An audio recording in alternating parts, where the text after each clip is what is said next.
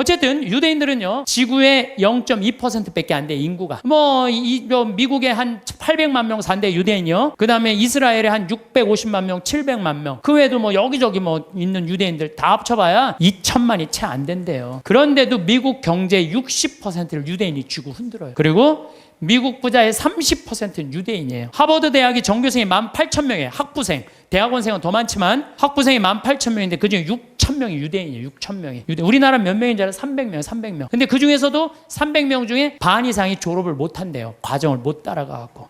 근데 걔네들은요, 이 하버드 대학의 법대 50%는 유대인이래요. 유대인. 그러니까 그냥 유대인들은 노벨상 179명이 탔는데 딱 경제학상, 물리학상, 화학상 이런 거예요. 우리는 그냥 딱 한 분 탔는데 그것도 평화상. 평화상. 얘네들은 다 머리로 타는 애들이에요. 머리로. 그럼 유대인이 똑똑해서 그 미 8개 대학의 20%는 유대인이래요. 그러니까 똑똑한 애들은 다 유대인. 그럼 걔네들이 IQ가 좋으냐? 걔네들은요 IQ가 평균 95밖에 안 돼요. 우리나라는 106인데. 그러니까 유대인이 전 세계에서 IQ로는 26위밖에 안 돼요. 근데 왜 얘네들이 이렇게 똑똑하고 공부를 잘할까? 이건 부모의 종교교육에 있는 거예요. 종교교육. 유대인들은요 3살만 되면요 토라, 모세오경 읽어줘요. 그 다음에 탈무드 얘기해줘요. 끊임없이 얘기를 해주는 거예요. 얘기. 솔로몬 얘기, 다윈 얘기, 그 다음에 머리 긴 누구의 힘센 삼손 얘기, 그 다음에 이삭 얘기, 아브라함 얘기, 야곱 얘기, 요셉 얘기, 모세 얘기. 얘네들은 끊임없이 부모한테 얘기를 듣는 거예요. 얘기를. 탈무드도 얼마나 부모한테 지혜로운 얘기를 많이 들어요. 배 타고 가는데 사람들이 자기 재물 막 자랑하니까 랍비가 나는 그런 거 하나도 안 부럽다. 당신 아무것도 없는데 뭐가 부러우냐? 난 머릿속에 재물이 있다. 그 무슨 머릿속에 재물이 있냐? 그러니까 배가 풍랑에 맞아 있는데 그냥 다 버리지 않으면은 배가 가라앉게 생겼으니까 재물은 다 버렸다. 재물은 다 버렸는데 그 랍비는 아무것도 안 버려도 항구에 도착하니까 머리에 지식을 가지고 선생이 돼갖고 먹고 산다. 진정한 재물은 뭐다? 지혜다, 지혜. 이런 걸 계속 얘기해 주는 거예요, 유대인들은. 우리나라 사람들은 뭐라 그래요? 공부해. 너 잠 좀 그만 자고 공부해. 너 텔레비전 그만 보고 공부해. 너 게임 좀 그만하고 공부해. 너 나중에 고생 안 하려면 공부해. 20년 동안 대한민국 엄마들은요 공부하라는 얘기만 해요. 밑도 끝도 없이 공부하라고만 해. 애들이 엄마한테 듣는 건 지혜 얘기 하나도 안 들어. 오로지 공부해 이 얘기만 듣는 거예요. 걔들은요 10마디 정도 알아듣는다고 그래. 걔들은. 내가 키우는 개도 일어나, 기다려, 손 엎드려, 먹어, 가, 이 정도 알아들어요. 걔들. 내가 우리 방에서 키우는 개 나라고 한 번도 내가 얘하고 대화를 해본 적. 얘는 개니까 말귀를 못 알아듣잖아요. 말귀를 못 말 안 하는 거예요. 근데 여러분들 자녀들한테요 마치 개한테 하는 엄마들 많아요. 일어나, 밥 먹어, 학교 가, 시험은, 숙제는, 공부해, 고생하기 싫으면 공부해, 나중에 다 알아, 공부해. 20년 동안 공부하라는 얘기만 해요. 그러니까 애들이 제일 지겨운 게 공부하라는 얘기 듣는 거예요. 엄마가 유대인들은요 왜 2000년 동안 떠돌아 다녀야 되는지, 왜 자기네들 이집트로 끌려가야 되는지, 어떻게 이집트에서 탈출했는지, 40년 동안 왜 광야를 떠돌아 다녔는지 다 얘기해줘요. 역사에 대해서. 애들이 역사를 다 아는 거예요. 근데 우리나라는 얘기해주는 부모가 얼마나 돼요? 예? 왜 우리나라는 남북으로 갈라져서 전쟁을 해요? 예? 같은 민족끼리 서로. 왜 남북으로 갈라졌어요? 해방을 했는데 북은 소련이 갖고 가고 남은 미국이 갖고 갔잖아요. 왜? 해방을 우리 자체적으로 못했잖아요. 독립 우리 자체적으로 한 게 아니잖아요. 이 나라를 우리가 지키지 못한 거예요. 하다못해 1868년 이 일본은 천황을 중심으로 해갖고 나라를 통일을 해갖고 항공모함 비행기 만들 동안 우리 뭐 했어요? 사색 당파 나눠줘갖고 이걸 왕으로 세울 거냐 저를 왕으로 세울 거냐 이러고 싸우다가 나라 뺏길 때 총 한 번 못 쏴보고 나라 뺏긴 거 치욕의 역사를 갖고 있는 거예요. 그러니까 우리 정신 차려야 된다 이런 얘기 해야 안 해요? 하나도 안 해요. 밑도 끝도 없이 공부해라는 밑도 끝도 없이 왜 공부해라는 게 우리가 북이 우리나라 뺏기면 종교도 자유도 다 없어진다. 이 나라는 우리가 지켜야 된다. 이런 얘기 해줘야죠. 우리 부모들이 오로지 공부하라 그래. 그러니까 공부하라는 얘기만 들은 애가 이제 대학교 법대를 갔어. 아빠, 나 공부해야 되는데 나 군대 가면 나 공부 못하잖아. 아빠 지금 좋은 자리에 있으니까 나 군인 좀 빼줘. 그래? 너 공부해야 돼? 그럼 내 자리 빼줄게. 그래갖고 그냥 빼줬어. 자리 손 써갖고. 그래갖고 얘도 잘 나가고 근데 아버지가 너무 잘 나가. 그래갖고 너무 잘 나가고 어느 날 장관 청면에 딱 앉아 있었는데 국회의원이 당신 아들 왜 군대 안 갔냐 그러니까 왜 군대 안 갔지? 공부하냐고 내가 빼줬는데. 그래갖고 그냥 공부한다고 그냥 아버지 그냥 장관 자리에서 끌어낸 자식들이 얼마나 많아요. 그렇지 않아요? 얘가 역사의식이 있고 부모가 역사의식이 있었으면 내 나라는 네 나라는 누가 지켜야 된다? 네가 지켜야 된다. 그럼 얘가 아버지 나 군대 갔다 올게요. 이 나라 내가 지켜야죠. 내가 앞으로 이 나라의 지도자가 될 건데 내가 지켜. 이 소리 할 거 아니에요. 부모가 그런 얘기 해요 안 해요? 하나도 안 해요. 오로지 공부해라는 얘기만 오로지. 너 하나 잘 되려면 공부해라. 내가 작년에 그 이제 갈릴레아까지 다 갔어요. 그랬더니 네게부 사막 체험을 또 데리고 가더라고요. 근데 거기 가 보니까요, 고등학교 3학년 유대인 천재애들이 30명 정도 온 거예요. 근데 얘네들이요, 의대, 공군사관학교, 법대 합격한 애들이에요. 저녁에 모닥불을 피면서 내가 얘기를 했어요. 야, 니네들 우리나라는 남자만 군대를 2년 간다. 근데 니네들은 고등학교 졸업하자마자 저기만 남자 3년, 여자 3년. 얘네들은 고등학교 졸업하자마자 다 군대 가요. 3년씩. 그래서 이스라엘에 가보면요, 군인 애들이요, 거의 청소년 애들이에요. 고등학교 졸업하자마자 가갖고. 그래서 내가 니네들 진짜 군대 가는 거 원하느냐? 볼런티어 하는 거냐? 그랬더니 의대 합격한 애가 눈이 반짝거리면서 뭐래느냐? 우리는 6억 명의 이슬람 속에서 둘러싸여 산다. 근데 우리 600만 명이 살아남으려면 내 나라는 누가 지켜야 된다? 내가 지켜야 된다. 얘네들은 분명한 거예요. 분명한 거예요. 근데 우리나라는요, 그런 역사의식, 민족의식, 주변 상황, 그런 거 이제 하나도 얘기 안 해줘요. 오로지 공부해. 성당 너 공부하려면 성당 내가 6년 동안 너 관면해줄게. 너 성당도 안 나가고 공부만 하는 거. 역사도 모르고. 이게요, 결코 건강하게 키우는 게 아니에요. 신앙이라는 건요, 아무것도 아닌 것 같아도 신앙이 얼마나 중요한 건데. 그러니까 유대인 아인슈타인, 에디슨, 프로이드, 스티븐 스티벌거 다 유대인이에요. 근데 얘네들 다 자라면서 한 얘기가 다 부모예요. 전 세계에서요, 부모가 아무 일도 안 하고 엄마가 자녀 교육에만 매달리는 나라가 두 나라 있어요. 하나는 이스라엘, 하나는 대한민국에. 두 나라가 있대요. 근데 이스라엘은 왜 그렇게 아이들이 승승장구하고, 우리나라는 그 미국의 최고 좋은 대학만 가면요, 10%가 졸업을 못 한대요. 10%도 졸업을 못 한대요. 왜냐하면 아이들이에요, 대화가 없어서 그래요. 신앙도 없고. 신앙이라는 게 아무것도 아닌 것 같지만요, 정말 중요한 게 신앙이에요. 저는 한번 부산에서 어디 강의를 가게 됐어요. 정말 너무너무 이제 차가 막혀갖고 이제 아주 정말로 그야말로 그냥 속이 바짝바짝 탔어요. 내비게이션이 가르쳐 주는데 불안하더라고. 내비게이션이 이렇게 가는데 분명히 성당이면 시내 한가운데일 텐데 이상한 대로 계속 하는 거예요. 이게 맞는가 계속 가는데 도착했습니다. 딱 그랬는데 벌판인 거예요. 강의는 5분 남겨놨는데 미치겠더라고요. 여러분들이 자식에 있어서 여러분들이 뭘까요? 내비게이션이에요. 여러분들이 인생의 내비게이션들이에요. 근데 여러분들이 안내를 했어. 안내를 했는데 전혀 엉뚱한 데다 안내를 해놨어. 그래갖고 애가 인생 끝에 갔는데 인생의 참 의미를 모르고 허탈하는 경우가. 그럴 때 어떻게 할 거예요, 여러분들? 정말 과연 내가 내 자식한테 인생의 내비게이션 역할을 잘하고 있는가? 내비게이션 최고의 좋은 내비게이션 역할은 뭐예요? 신앙생활이에요. 이정표 확인하듯이. 그래서 하느님 꽉 붙잡고 살아야 되는데 너 공부하려니까 너 끊어. 그래갖고 거미가 나뭇가지 타고 나는 거 줄 끊듯이 그냥 신앙을 딱 끊어버리는 거예요. 성당도 마찬가지예요. 여러분들 자녀들이 왜 성당 나가기 싫어하는 줄 알아요? 여러분들이 자녀들한테 뭐라고 그래? 성당가, 성당가, 성당가, 성당가, 성당가. 그 얘기만 해요.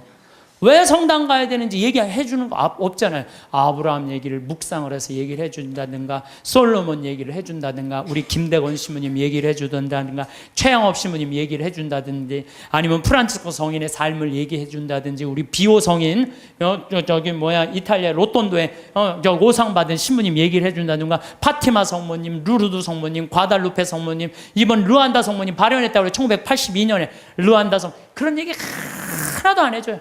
오로지 성당가, 성당가, 성당가, 성당가 그 얘기만 하는 거예요. 근데 애들이 두 가지를 하기 싫은 거예요. 성당 가고 공부하는 거. 이거 두 가지가 싫은 거야. 네. 두 가지를 안 하는 거예요.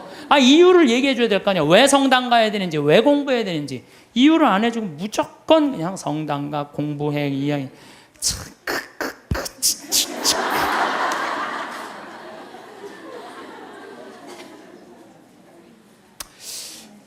우리나라 아이들은요, 공부만 이렇게 한 아이들 이렇게 보면요, 난 참 불쌍해. 우리나라 아이들 왜 불쌍하냐면요, 얘네들이요, 밤 11시 반에 학원에서 끝난대요.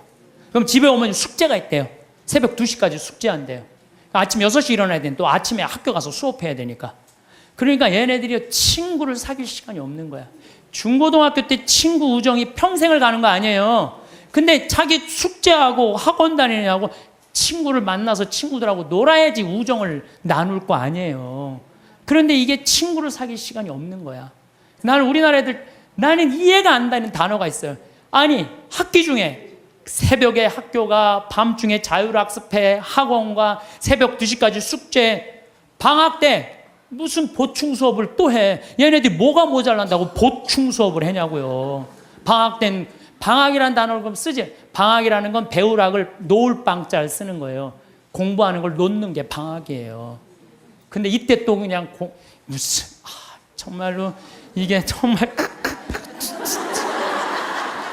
너무 답답해. 너무 답답해. 그러니까 아이들이요. 근데 우리나라가 그렇게 공부를 해도 효과가 좋으냐? OECD 국가 중에 우리나라가 학업 성취도가 24위예요. 30개 나라 중에. 잘 사는 나라. 핀란드, 내가 핀란드, 덴마크 다 다녀왔어요. 근데 걔네들은요, 오후 3시면 집에 다 가요. 엄마 아빠하고 같이 놀고 대화해요.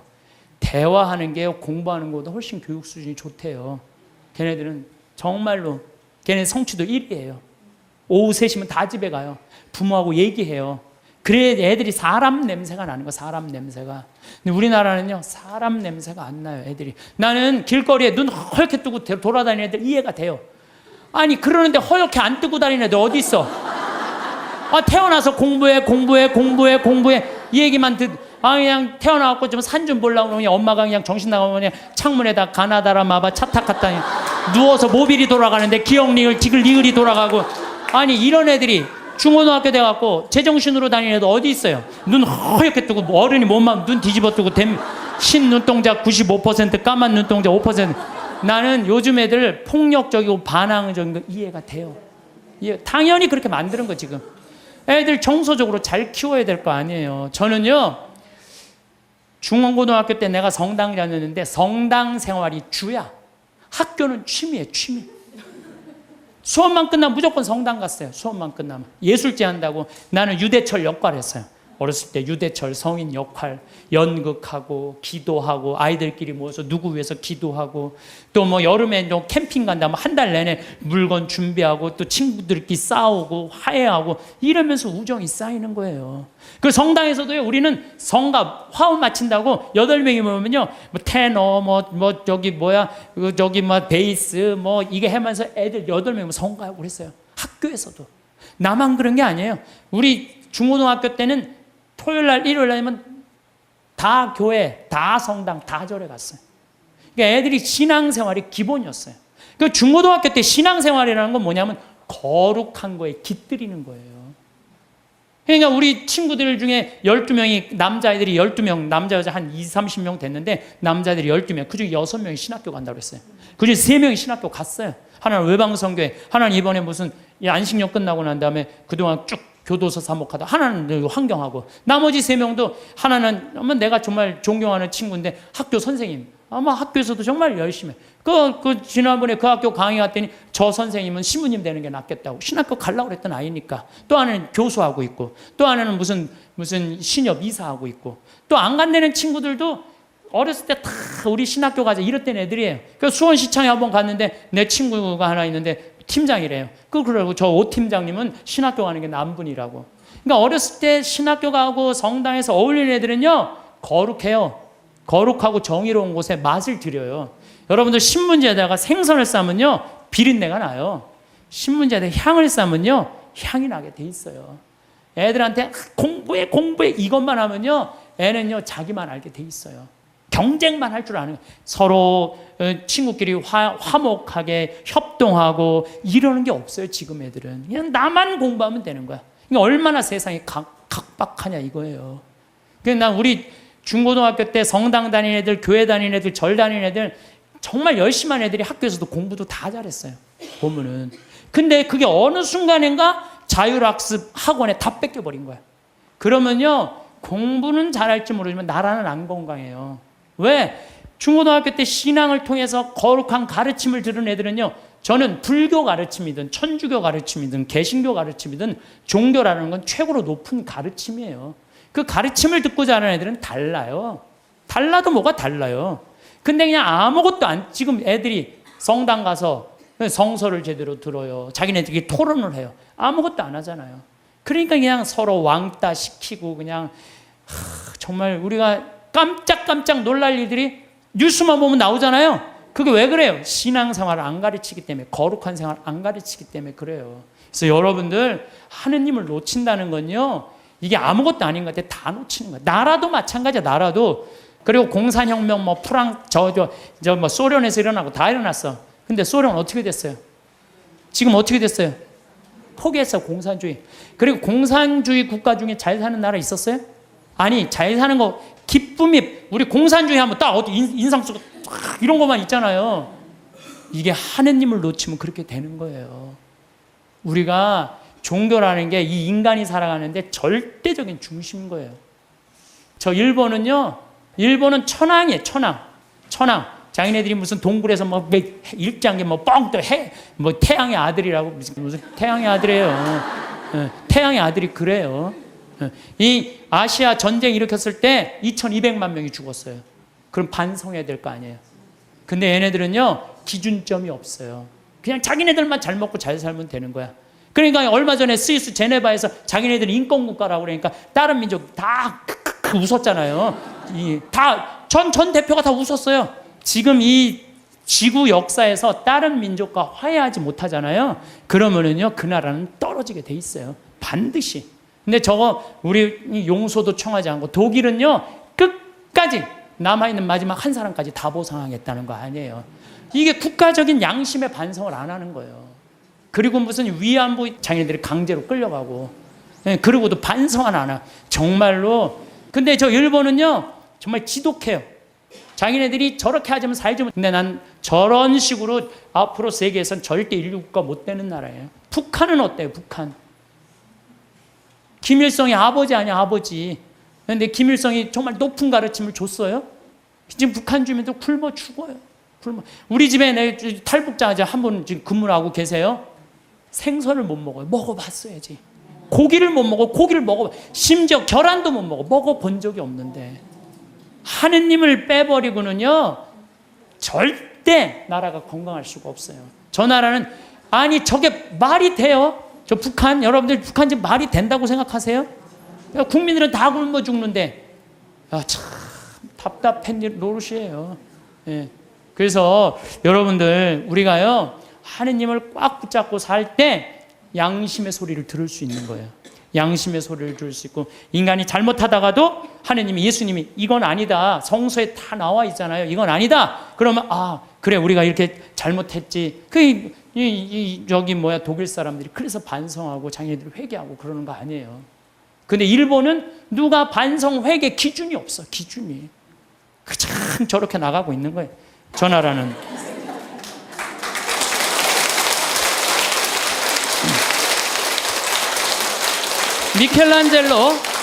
미켈란젤로가 성베드로 성당 돔을 하고 시스티나 성당 천장 천지 창조를 했어요. 근데 교황님이 미켈란젤로를 불러서 너 받고 싶은 돈 액수를 다 대라. 그랬더니 미켈란젤로가 뭐라고 그러냐면은, 교황성하시여, 내가 재능을 하느님으로 받아서 하느님께 다시 돌려드리는데 무슨 보상금이 필요합니까? 나는 이거 하늘나라 들어가는 입장 봉헌하겠다고. 하늘나라 들어가면 입장료로 봉헌하겠다고 그래요. 근데 여러분들 베드로 성당 돔이 얼마나인 줄 알아요? 신라 호텔이 들어가요. 그 돔 이렇게 보면요. 내가 그래서 또 이번에 베드로 성당 가서 재봤어요. 신라 호텔이 진짜 들어가나? 근데 이 라인에 보니까요 신라 호텔 들어가고 남을 정도로 크더라고요. 베드로 성당이 얼마나 크냐 하면은 잠실 운동장 2배 많은 거야. 크기가. 이 야구 때리면 140m 끝에 가잖아요. 베드로 성당 이 잎에서 저 끝이 178m예요. 베드로 성당 잠실. 그 어마어마한 걸 지면서 미켈란젤로 한 푼도 안 받아요. 내가 하나님으로부터 받은 재능을 하나님께 돌려드리는데 무슨 내가 보상금을 받느냐고. 이거 하나님 꽉 붙잡고 3분. 그 다음에 스페인의 성가정 성당 가우디. 이 가우디는 지금 가경자예요. 복자 바로 밑에. 이분은 장가도 안 갔어요. 이 성당 하느님 집 짓는다고요? 옷도 아닙니다. 그냥 집 짓다가 너무 피곤하면 그 성당 앞에 공원이 있어요. 공원에 누워있으면 그 천재가. 사람들이 이렇게 불쌍하다고 돈 주면요. 깨보면 막 동전이 이렇게 쌓여있으면 이거 신축금 한다고 이렇게 갖다 공사하는 사람들한테 주고. 오로지 하느님의 일만을 하다가 간 분이죠. 이게 하느님의 일만을 하다가 간 분들 참 많아요. 하느님의 입장료죠. 여기 오신 사실은 여러분들 이 평창까지 오신 여러분들은 내가 보기에는 적어도 가슴에 여권 있는 분들이에요. 여권 있어요 없어요? 여권 있는 분들이에요.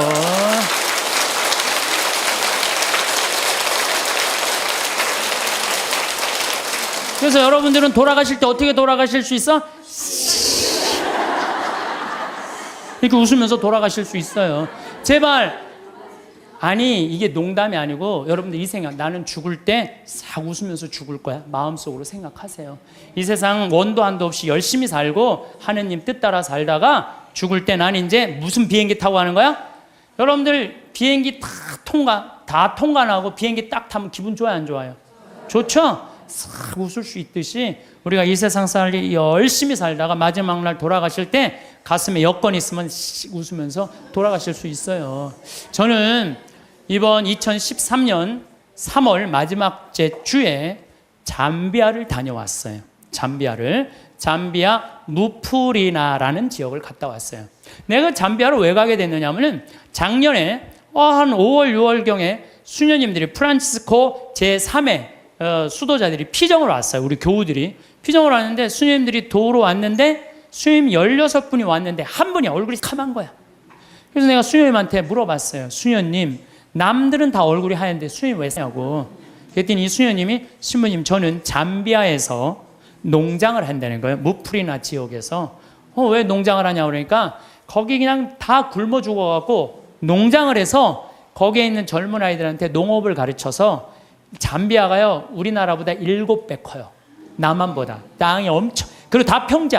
근데 얘네들이 농사를 질 줄 모르는 거야. 그래서 수녀님이 나는 거기 농사를 가르쳐서 잠비아 사람들이 잘 먹고 살게 해주려고 지금 농장을 운영한다는 거예요. 그래서 내가 눈이 이만해졌어요. 수녀님 무슨 농장을 해요? 그랬더니 몇 평이야? 그랬더니 80만 평이래요. 80만 평. 수녀님, 근데 한국은 왜 들어오셨어요? 17년 동안 거기서 사셨대요. 17년 동안 아프리카에서 사니 새카맹이에요. 암이 걸린 거 암이. 라고 치료도 하고 그 다음에 또 뭐라고 그러더라? 기숙사를 짓는데 돈이 없어갖고 돈 모으러 왔대요. 그래서 마침내 사는 맛 책 팔은 인세가 한 2천만 원 들어왔길래 수녀님 내가 이거 줄게. 근데 신부님 우리하고 무슨 상관이 있어서 이 돈을 한 번에 주냐? 밑도 끝도 없이 돈을 왜 주냐? 수녀님 무슨 소리를 이렇게 섭섭하게 하느냐고. 수녀님 하느님 일하고 나도 하느님 일하는 사람이야. 근데 수녀님이 아프리카에 가서 나는 생태마을을 꾸미고 싶은 게 내 꿈이야. 근데 수녀님이 이미 생태마을을 아프리카에서 꾸미고 있는데 내 일을 대신해 주는데 이 돈은 돈도 아니다. 가져가라. 그랬더니 신부님 딱 요 돈이 모자랐다는 거예요. 너무너무 감사하다고.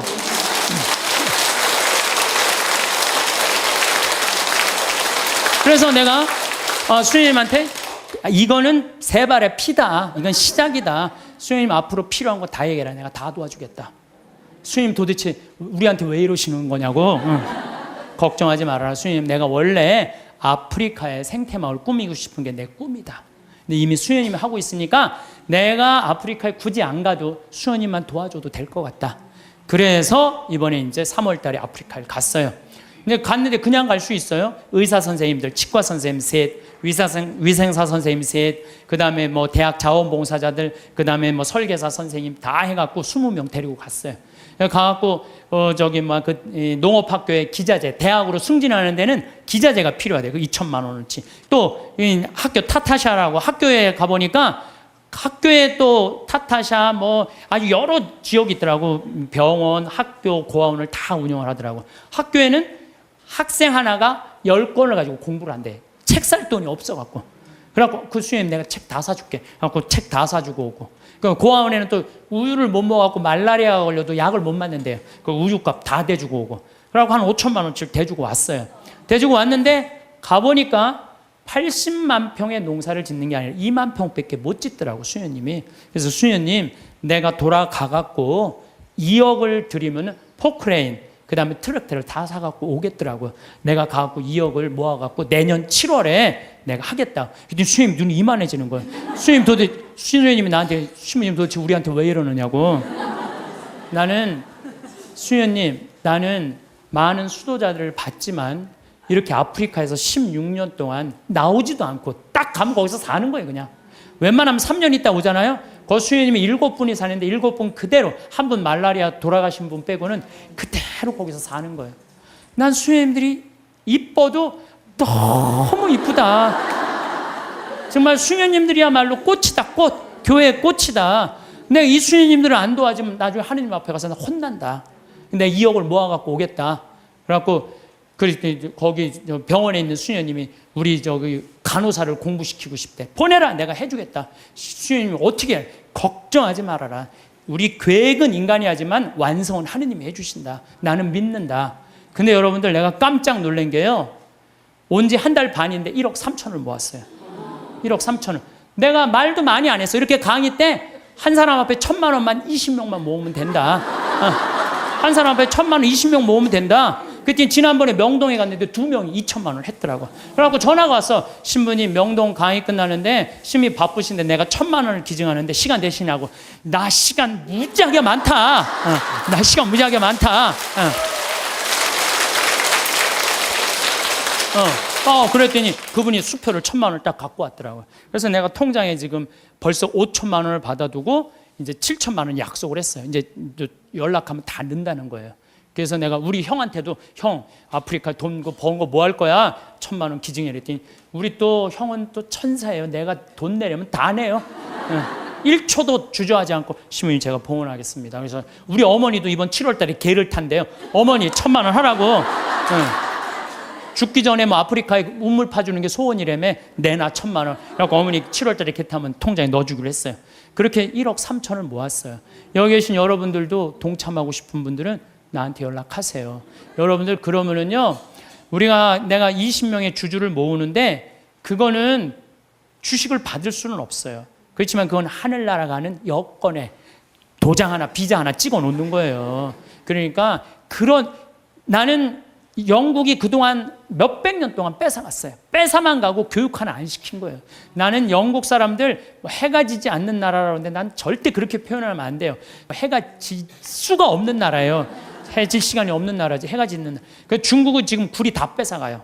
근데 저는 어떤 생각을 갖고 있느냐 하면은, 우리나라는 그러면 안 돼요. 우리나라는 이제까지 다른 나라 침략한 적 한 번도 없어요. 우리끼리 여기까지 올라온 거예요. 그럼 우리나라가 세계 제1의 인류 국가가 되려면 어떻게 해?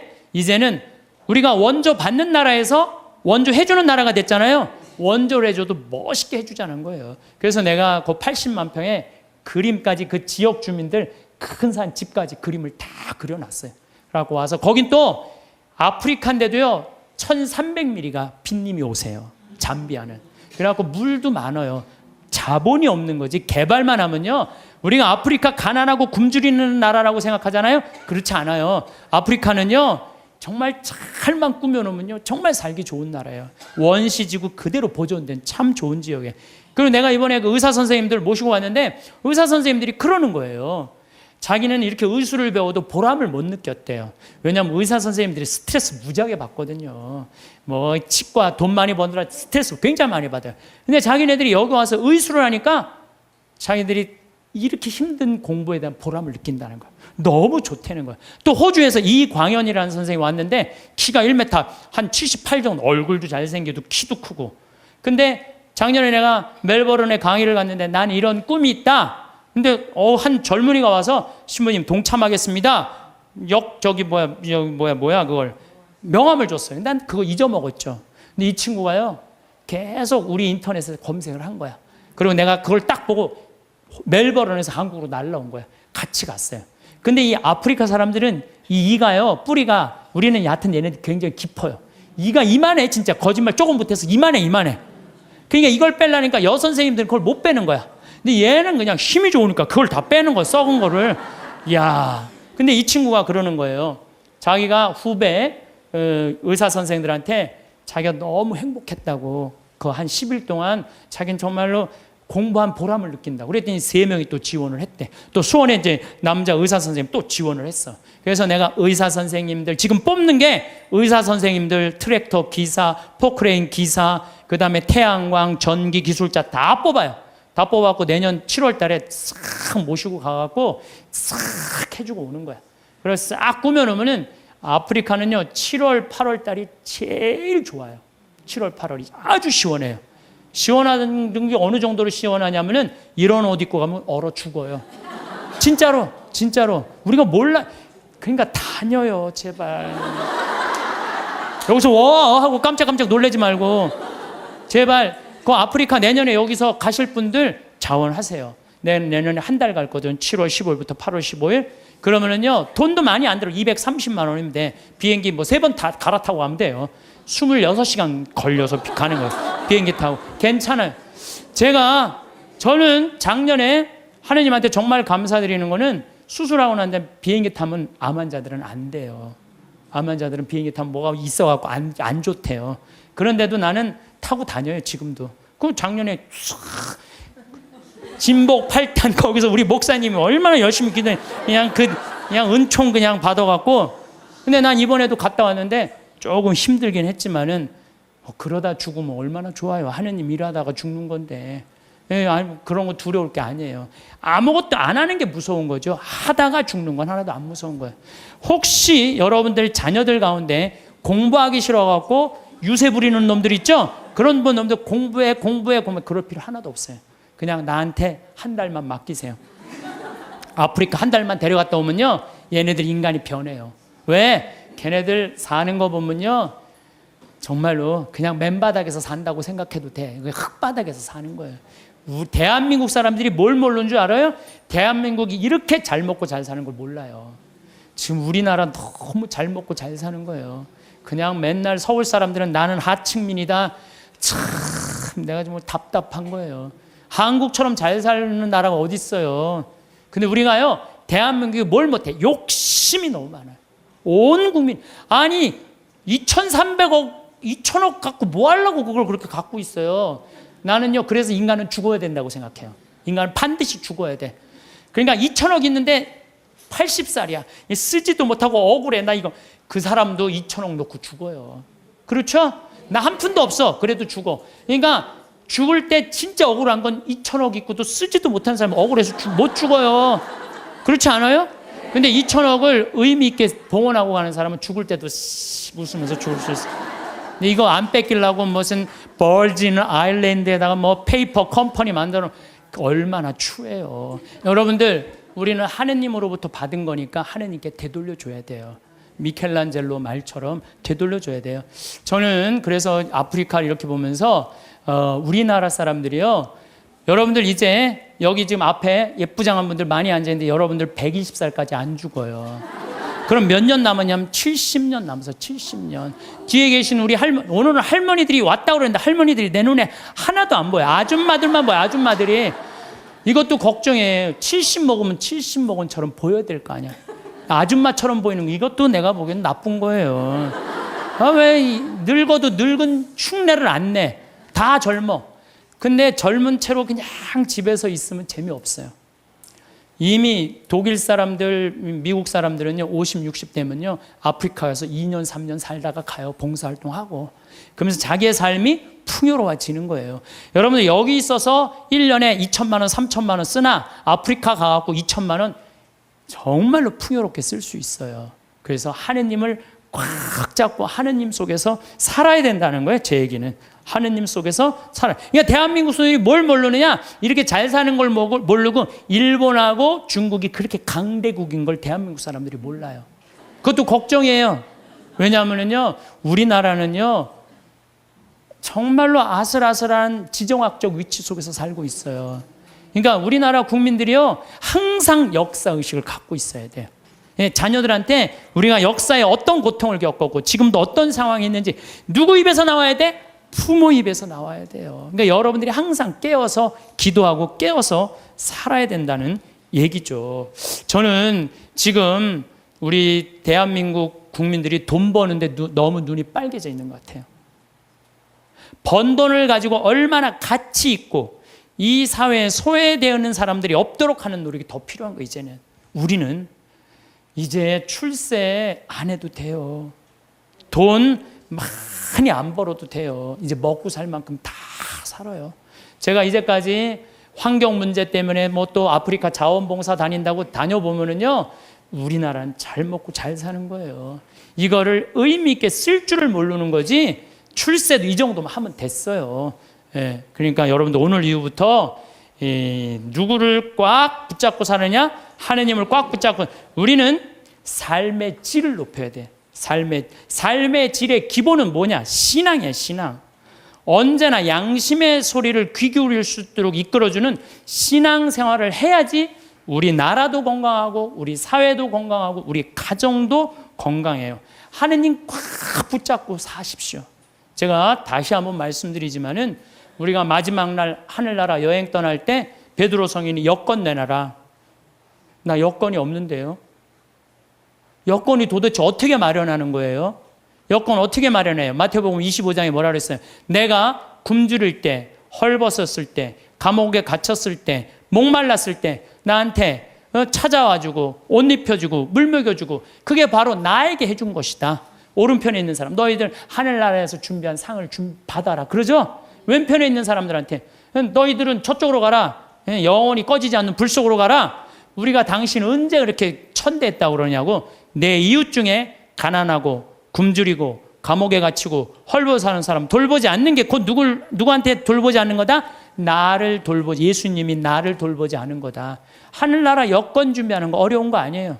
여러분들 어려운 이웃한테, 특히 아프리카, 잠비아, 물론 우리 이제 내년에는 제가 페루도 가고 브라질도 가고 많이 갈 계획을 다 갖고 있어요. 그럴 때 내가 못 가더라도 어떻게? 동참이라도 해라. 동참이라도 해라. 예, 그게 하늘나라 여권 탁. 그래서 딱 비행기 탈 때 저기 막 수속할 때 베드로 성인이 여권, 그럼 여기 있습니다. 딱 여권 어디 있지? 이거 내가 먹고 사느냐고 바쁘고 여권 준비 못했네요. 그럼 넌 저리 어두운 데로 가라. 땅을 치고 통곡해도 아무 소용 없다는 거예요. 적어도 여기 오신 여러분들은 내가 보기엔 돌아가실 때 어떻게 돌아가실 수 있어? 정말로 여러분들 돌아가실 때 난 이제 누구 만나러 간다? 예수님 만나러 간다. 하느님 만나러 간다. 내 여행은 환상적일 것이다. 그런 마음으로 여러분들 사시면 이 세상에서도 즐겁고 저 세상에도 즐거울 거예요. 그래서 여러분들 돌아가실 때 웃으면서 돌아가시기를 바라겠습니다. 살아온 시간이 쌓일수록 우리는 무언가를 더 많이 가져야 한다고 생각합니다. 통장 잔고가 늘어나야 하고 자산이 불어나야 하고 무엇이든 가득 채워져야 뒤로수 안심이 된다고 믿어왔습니다. 그렇게 애써왔고 그렇게 버텨왔습니다. 가족을 책임지기 위해 혹은 나 자신을 지키기 위해 한순간도 쉬지 않고 앞만 보며 달려왔습니다. 그런데 참 이상합니다. 분명 예전보다 손에 쥔 것은 많아졌고 주변은 풍족해진 것 같은데 마음 한편은 여전히 허전하기만 합니다. 불안은 안개처럼 사라지지 않고 공허함은 문득문득 고개를 듭니다. 무엇을 더 채워야 이 마음이 진정으로 편안해질까요? 아니, 정말로 채우는 것만이 정답일까요? 우리가 지나온 시간은 재물을 오로지 돈으로만 정의해왔습니다. 재산이라고 하면 부동산이나 통장 잔고, 그리고 눈에 보이는 숫자의 크기를 가장 먼저 떠올렸습니다. 그것이 틀렸다고 말할 수는 없습니다. 변화의 물결이 거세게 몰아치고 빠르게 움직이는 사회 속에서 살아남기 위해서는 반드시 돈이 필요했습니다. 돈이 있어야 소중한 가정을 보살필 수 있었고 몸이 아플 때 적절한 치료를 받을 수 있었으며 최소한의 인간적인 존엄을 지키며 살아갈 수 있었습니다. 그러니 돈을 모으고 자산을 불리는 것이 삶의 중심이 된 것은 너무나 자연스러운 일이었습니다. 그것은 잘못된 선택이 아니라 생존을 위해 선택해야만 했던 절실한 방식이었습니다. 돈이 곧 안전한 울타리였고 돈이 곧 내일의 희망이었습니다. 그렇게 믿고 헌신하며 살아온 수많은 날은 결코 헛되지 않았으며 그 자체로 숭고한 노력이었습니다. 하지만 막상 경제적인 여유가 어느 정도 생기고 난 뒤에도 마음이 온전히 편치 않은 이유에 대해 깊이 생각해보게 됩니다. 이제는 거주할 곳이 마련되어 있고 조금의 저축도 있으며 당장 급하게 큰돈이 들어갈 곳이 없는데도 문득문득 알 수 없는 불안이 찾아옵니다. 특히 건강이 조금씩 흔들리기 시작하면 돈으로 결코 해결할 수 없는 영역이 엄연히 존재한다는 사실을 뼈저리게 느끼게 됩니다. 몸에 신호가 오면 아무리 좋은 시설을 찾아가고 훌륭한 사람을 만나도 결국 내 몸 스스로가 그 고통을 견뎌내고 회복해야 한다는 사실 앞에서 인간은 무력함을 경험합니다. 사람 사이의 관계도 이와 다르지 않습니다. 마음 깊은 곳의 외로움은 물질적인 풍요로 결코 채워지지 않습니다. 누군가와 같은 공간에 머물러 있어도 마음의 결이 통하지 않으면 공허함은 더 커지고 진실한 대화가 이어지지 않으면 쓸쓸함은 오히려 더 깊어질 뿐입니다. 갑작스러운 삶의 변화 앞에서도 돈은 분명한 한계를 드러냅니다. 예상치 못한 시련이 벌어졌을 때 어떻게 마음을 추스르고 이 상황을 대처해야 할지 모르면 손에 쥔 돈은 그저 의미 없는 숫자에 불과하게 됩니다. 결국 불안의 진정한 근원은 돈이 부족하기 때문이 아니었습니다. 삶을 지탱해줄 나만의 단단한 기준이 없다는 것, 그리고 무엇을 선택하고 무엇을 기쁘게 내려놓아야 하는지 모른다는 사실이 진짜 불안의 이유였습니다. 그렇다면 우리가 이제부터 쌓아가야 할 진짜 재물은 무엇일까요? 첫 번째로 꼽을 수 있는 것은 바로 지혜입니다. 지혜는 단순히 남들보다 많이 아는 지적 능력이 아닙니다. 그것은 어떻게 살아야 하는지를 스스로 터득해내는 마음의 힘입니다. 내 안에서 시시각각 일어나는 감정을 스스로 조절할 줄 알고 수많은 갈림길 앞에서 나만의 선택 기준을 분명히 가지고 있으며 사람 사이의 적절한 거리를 다루는 방법을 아는 것이 바로 살아있는 지혜입니다. 아무리 재산이 많아도 내 안의 감정을 다스리지 못하면 결국 나중에 후회할 악수를 두게 됩니다.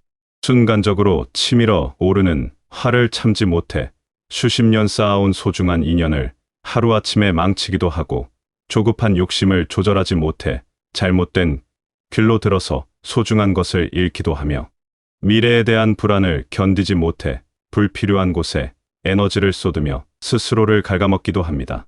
반대로 지혜가 마음속에 자리 잡고 있으면 보이지 않는 손해를 미리 피할 수 있습니다. 누군가의 달콤하고 현혹적인 말에 쉽게 흔들리지 않고 불필요한 갈등이나 시비에 휘말리지 않으며 내 마음의 평화를 온전히 지키는 선택을 내릴 수 있습니다. 지혜는 삶을 무의미하게 소모하지 않도록 지켜주는 가장 단단하고 든든한 무형의 재산입니다. 물질은 쓰면 쓸수록 줄어들지만 지혜는 나누고 사용할수록 오히려 더 깊고 선명해집니다. 그리고 그 지혜의 깊이가 결국 우리 삶의 마지막 질을 결정하게 됩니다. 두 번째로 소중한 재물은 지식입니다. 여기서 말씀드리는 지식은 시험을 치르기 위한 단순한 정보의 나열이 아닙니다. 그것은 우리가 발을 딛고 서 있는 세상을 더 깊고 넓게 이해하기 위한 소중한 도구입니다. 예를 들어 경제적인 흐름과 원리를 이해하는 지식이 있으면 주변의 분위기에 휩쓸려 소중한 재산을 잃는 일을 막을 수 있습니다. 어떤 선택이 나에게 진정으로 유리한지, 그리고 무엇이 나의 삶을 위협하는 요소인지 스스로 판단할 수 있는 눈이 생기기 때문입니다. 내 몸의 원리를 아는 건강에 대한 지식이 있으면 작은 변화에도 민감하게 살피고 나를 지킬 수 있습니다. 어떤 신호가 주의를 요하는 것인지, 어떤 생활의 습관이 나를 서서히 해치고 있는지 알게 되면 막연한 두려움 대신 구체적인 관리를 시작할 수 있습니다. 인간관계에 대한 지식 또한 마찬가지입니다. 사람의 마음이 어떻게 움직이는지 이해하면 불필요한 오해와 상처를 줄일 수 있습니다. 누구와 진심을 나누고 누구와는 적당한 거리를 유지해야 할지, 그리고 어떤 표현이 상대를 존중하면서도 나 자신의 품위를 지키는 것인지 알게 됩니다. 지식이 늘어나면 자연스럽게 두려움이 줄어듭니다. 잘 모르기 때문에 막연하게 불안한 것이지, 원리를 알고 나면 차분하고 담담하게 대처할 수 있는 여유가 생깁니다. 지식은 삶의 우선순위를 명확하게 만들어줍니다. 어디에 내 귀한 시간을 쓰고 어디에 정성을 쏟을지 결정하는 근거가 되어줍니다. 배움의 의지를 멈추지 않는 한 지식은 계속해서 쌓여가는 영원한 재산이며, 이는 불안을 줄여주는 가장 확실하고 지적인 대비책이 됩니다. 지혜와 지식이 삶을 얼마나 풍요롭고 평온하게 만드는지는 우리 주변의 소소한 풍경 속에서도 충분히 발견할 수 있습니다. 과도한 욕심을 기꺼이 내려놓은 이들은 그 누구보다 깊은 평온을 누립니다. 더 넓은 공간을 소유하거나 더 화려한 물건으로 치장하려고 애쓰는 대신 지금 내가 이미 누리고 있는 것들로 충분하다고 고백하는 순간 마음의 짐은 비로소 가벼워집니다. 잘못된 유혹으로부터 자신을 보호하는 힘도 결국 이 내면의 힘에서 나옵니다. 터무니없는 수익이나 이익을 약속하는 허황된 말에 현혹되지 않고 차분하게 이치를 따져보며 단호하게 거절할 줄 아는 능력은 그 어떤 근거보다 안전하게 소중한 자산을 지켜줍니다. 또한 몸을 정성껏 보살피는 작은 습관들이 만들어내는 기적도 무시할 수 없습니다. 매일 정해진 시간에 일정한 거리를 걷고 자극적이지 않은 소박한 식사를 즐기며 마음속에 쌓이는 스트레스를 제때 관리하는 습관이 쌓여 결국 커다란 시련을 예방하는 방패가 됩니다. 관계에서도 이는 동일하게 적용됩니다. 불필요한 시비에 마음을 빼앗기지 않고 내 감정을 차분하게 전달하면서도 상대를 배려하는 대화법을 익힌 사람들은 주변에 좋은 사람들을 머물게 하며 평온한 관계를 오래도록 유지합니다. 삶의 고난과 위기의 순간에 마지막까지 남아서 나를 지켜주는 것은 금전적인 가치보다 올바른 상황 판단력입니다. 지금 벌어진 일을 어떻게 받아들이고 어떻게 대처해야 할지 정확히 아는 사람은 풍파 속에서도 쉽게 무너지지 않습니다. 그렇다면 지금 이 시점에서 우리가 진정으로 갖추어야 할 재물은 무엇일까요? 그것은 바로 더 많이 가져야만 한다는 보이지 않는 마음의 압박에서 완전히 벗어나는 것입니다. 물론 경제적인 안정은 우리 삶을 지탱하는 데 매우 중요합니다. 하지만 끝을 알 수 없는 소유욕의 굴레에 사로잡혀 정작 지금 이 순간 내 곁에 있는 행복과 삶을 누리지 못한다면 그것만큼 안타까운 낭비는 없습니다. 무언가를 새로 익히고 받아들이는 속도가 예전보다 조금 느려졌다고 해서 결코 실망할 필요가 없습니다. 삶에서 정말 중요한 것은 속도가 아니라 내가 가고자 하는 방향이기 때문입니다. 조금 느리더라도 꾸준하게 세상을 이해하려 노력하고 조금씩 마음의 결을 다듬어 나아가면 그만입니다. 하루를 평온하게 지켜낼 수 있는 지혜와 삶의 깊은 이치를 깨닫는 소소한 지식들이 있다면 그것만으로도 충분히 부유한 삶입니다. 남들과 끊임없이 비교하며 스스로를 괴롭히기보다는 나만의 확고한 기준을 세우고 경쟁의 살벌함보다는 마음의 평화를 선택하는 삶이 진짜 풍요로운 인생입니다.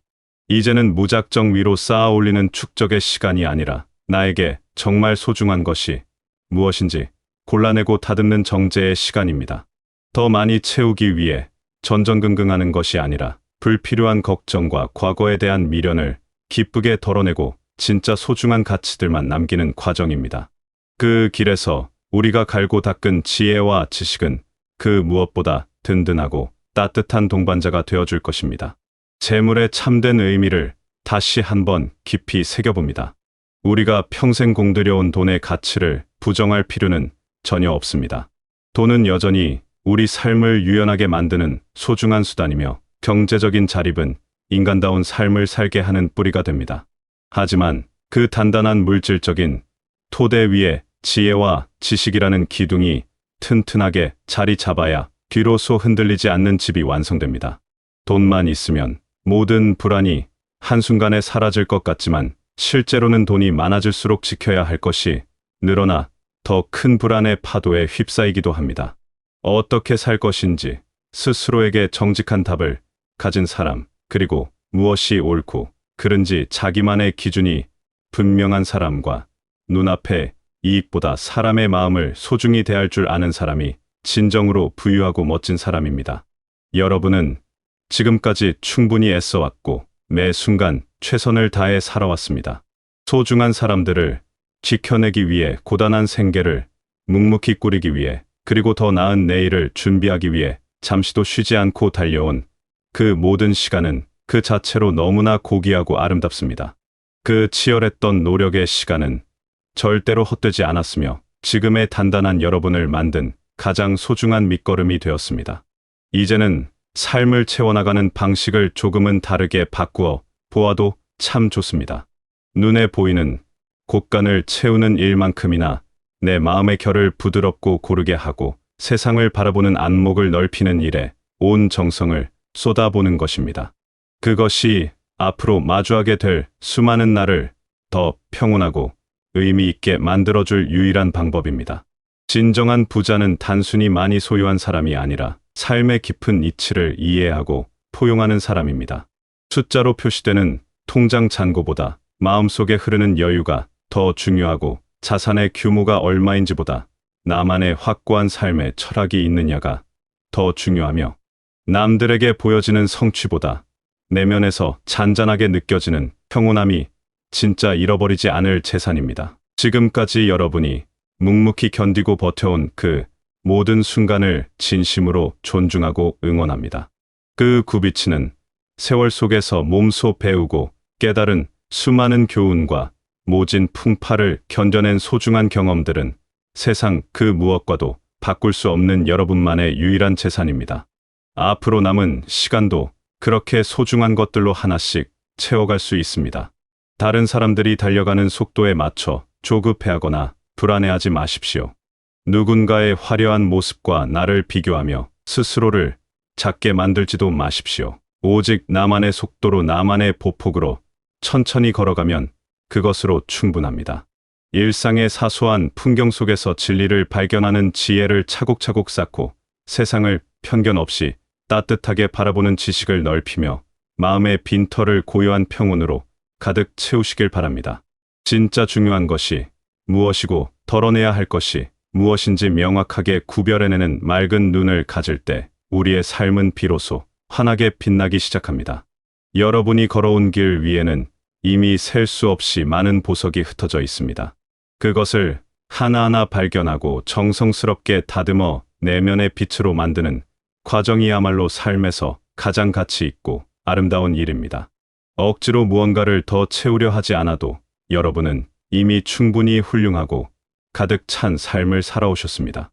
이제는 그간의 결실을 지혜로운 마음으로 마음껏 누리며 무엇보다 스스로를 귀하게 여기고 아껴주는 시간을 보내셨으면 합니다. 그 마음의 깊은 여유가 여러분을 진정으로 풍요로운 부자로 만들어줄 것이고 다가올 모든 날을 더욱 따뜻하고 향기롭게 만들어줄 것입니다. 그동안 짊어지고 왔던 무거운 고단함을 이제는 조금 내려놓고 오로지 나 자신을 따뜻하게 보듬으며 내면의 작은 목소리에 귀를 기울여 보십시오. 세상이 정해놓은 거창한 성공의 기준이 아니라 내가 지금 이 순간 행복하다고 느끼는 그 마음의 지점이 바로 진정한 부유함의 시작입니다. 여러분의 모든 걸음걸음이 깊은 평온과 향기로운 지혜로 가득 채워지시길 바라겠습니다.